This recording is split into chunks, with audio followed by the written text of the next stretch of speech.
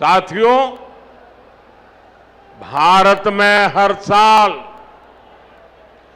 किसी न किसी राज्य में चुनाव होता है। कोई हारता है, कोई जीतता है, और ये लोकतंत्र में बहुत स्वाभाविक है।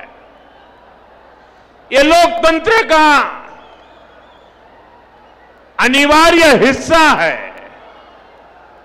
लेकिन साथियों, बंगाल में बीजेपी की विजय का जितना उत्सव देश में है, जितनी चर्चा दुनिया भर में हो रही है, वैसी चर्चा पहले किसी जीत पर नहीं हुई है। इसका कारण यह है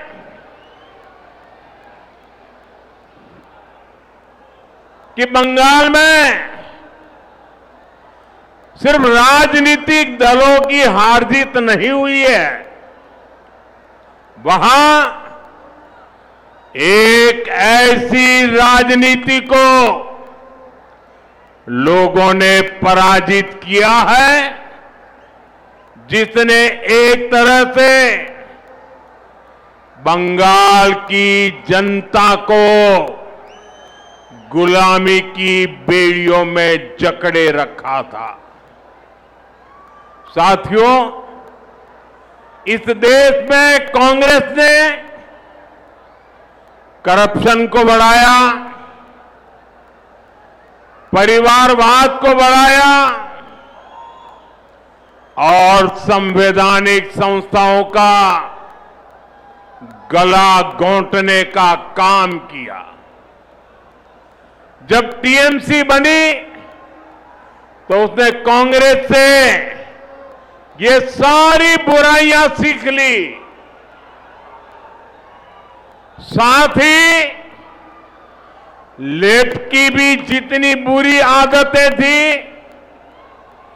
वो भी टीएमसी ने अपना ली, और फिर टीएमसी ने भारत की राजनीति का सबसे तिरस्कृत और खतरनाक मॉडल डेवलप किया। टीएमसी ने अपने इस तानाशाही मॉडल में बंगाल को बेड़ियों से जकड़ भी बंगाल की जनता ने राजनीति के ऐसे भयावह तानाशाही मॉडल को पराजित किया है, और इसलिए पूरे देश में उत्सव है। ऐसा लग रहा है जैसे बंगाल के लोग बरसों के बाद अब खुले में सांस ले रहे हैं। साथियों, एक समय था जब दक्षिण से लेकर पूर्वोत्तर तक बीजेपी को हाशिए की पार्टी माना जाता था, लेकिन आज भारत का जनमानस बता रहा है, विचार अगर राष्ट्र के लिए हो तो उसकी हुंकार को कोई सीमा रोक नहीं पाती।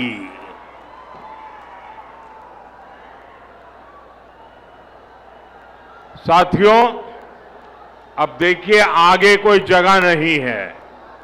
आप तय कीजिए कि आप वहां खड़े रह करके शांति से सुन सकेंगे कि नहीं सुन सकेंगे। आप आगे आने की कोशिश मत कीजिए। आप वहां पर रुकिए कृपा करके, और ये जो चित्र वाले हैं उनसे मेरी हाथ जोड़ के प्रार्थना है, या तो आप अपना चित्र नीचे रख दीजिए, बाद में मुझे डाक से भेज दीजिए, या तो किसी के हाथों हाथ आगे कर दीजिए। इसको पकड़ के मत खड़े रहिए। जरा कोई पार्टी के वॉलंटियर वहां है तो मेरी बात का कुछ करवाइए भाई।